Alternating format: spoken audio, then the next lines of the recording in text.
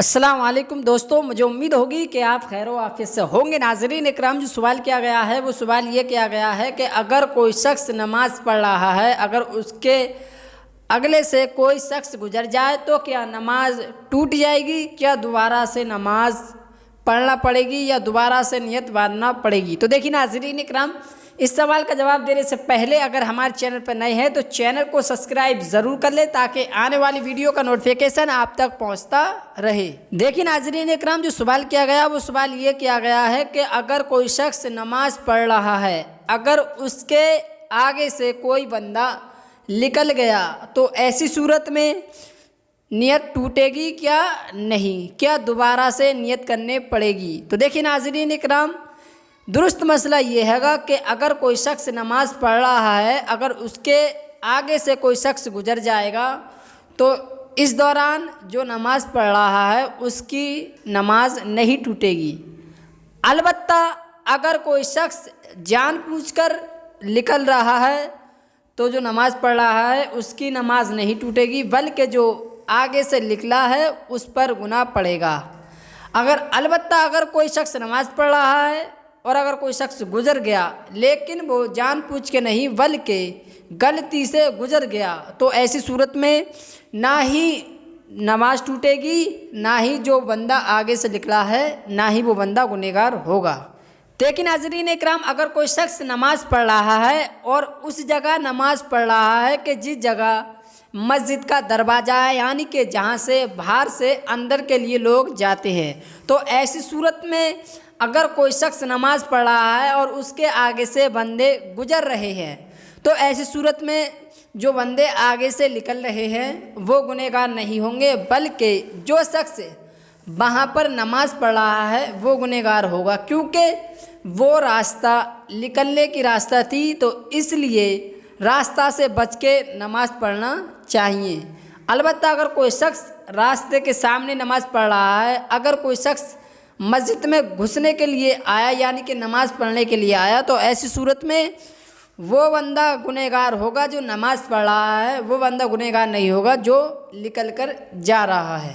देखिए नाज़रीन इकराम, अगर कोई शख्स नमाज़ पढ़ रहा है और आगे से कोई बंदा निकल गया जानबूझकर तो ऐसी सूरत में वो बंदा गुनहगार होगा कि जो जानबूझकर निकल रहा है। अगर कोई शख्स नमाज़ पढ़ रहा है और अगर कोई शख्स आगे से गलती की बिना पर निकल गया तो वो बंदा गुनहगार नहीं होगा। देखिए नाज़रीन इकराम, अगर कोई शख्स ऐसे ही अगर जो दरवाज़ा मेन मस्जिद का दरवाज़ा है जहाँ से शख्स गुजर रहे हैं, मस्जिद में दाखिल हो रहे हैं और वहीं पर कोई शख्स नमाज़ पढ़ रहा है तो ऐसी सूरत में जो नमाज़ पढ़ रहा है उसी पर गुनाह पड़ेगा। उसको चाहिए कि वो दोबारा से नमाज़ पढ़े, निकलने वाले बंदे पर कोई गुनाह नहीं पड़ेगा।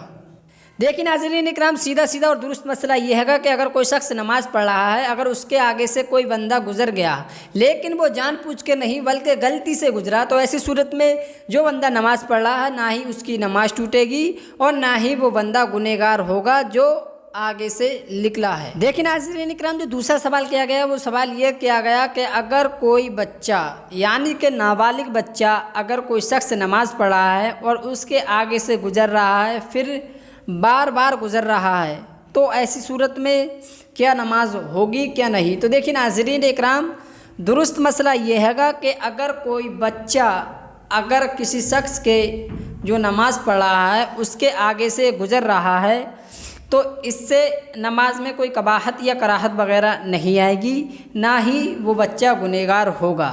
इस सूरत में जो शख्स नमाज़ पढ़ रहा है उसकी नमाज हो जाएगी, इसमें कोई कबाहत या कराहत वगैरह नहीं है, बिल्कुल उसकी नमाज हो जाएगी।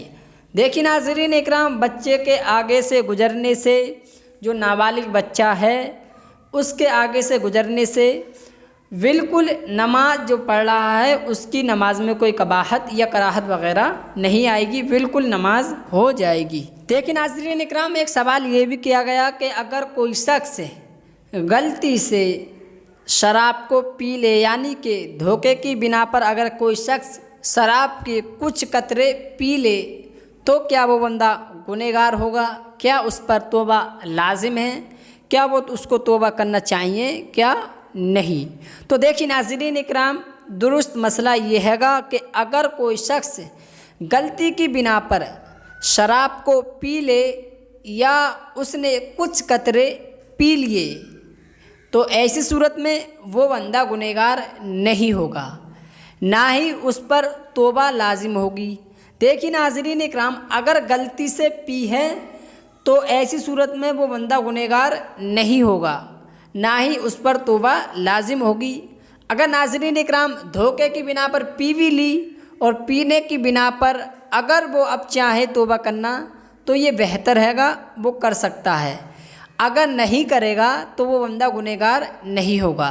उस सूरत में कि जब उसने गलती से पी है तभी वो बंदा गुनहगार नहीं होगा। अगर वो जानबूझकर शराब को पीता है या उसको किसी भी बिना पर पीता है तो ऐसी सूरत में वो बंदा गुनहगार होगा, क्योंकि शराब पीना वैसे ही नाजायज़ व हराम हैगा, तो इसलिए उसको पीना भी नाजायज़ व हराम हैगा। तो ऐसी सूरत में शराब को पीना और तौबा करना लाजिम होगी। और अगर कोई बंदा गलती से शराब पी और पीने के बाद अगर वो तौबा ना करता है तो वो बंदा में कोई कबाहत या कराहत वगैरह नहीं आएगी, ना ही वो बंदा गुनहगार होगा। और अगर कोई शख्स जानबूझकर पी रहा है तो ऐसी सूरत में वो बंदा गुनहगार भी होगा और उसको चाहिए कि वो तौबा करे। तौबा करे नहीं बल्कि उस पर लाजिम होती है कि वो तौबा ज़रूर से ज़रूर करे। देखिए नाज़रीन इकराम, अगर कोई शख्स गलती से 1 या 2 कतरा शराब के पी लेता है तो ऐसी सूरत में वो बंदा गुनहगार नहीं होगा, ना ही उस पर तौबा लाजिम होगी। अगर नाज़रीन इकराम अपने दिल से वो तौबा करना चाहता है तो बिल्कुल कर सकता है, क्योंकि तौबा करना अच्छी बात है और वो बिल्कुल कर सकता है, इसमें कोई कबाहत या कराहत वगैरह नहीं है। देखिए नाज़रीन इकराम, अगर कोई शख्स जानबूझकर पी रहा है तो उसको तो वैसे ही चाहिए कि वो तौबा करे और उस पर तौबा भी लाजिम होगी। देखिए नाज़रीन इकराम, सीधा सीधा और दुरुस्त मसला ये हैगा कि अगर कोई शख्स गलती से शराब के 1 या 2 कतरा पी लिया तो ऐसी सूरत में ना ही उस पर तौबा लाजिम होगी, ना ही वो बंदा गुनहगार होगा। इसमें कोई कबाहत या कराहत वगैरह नहीं है।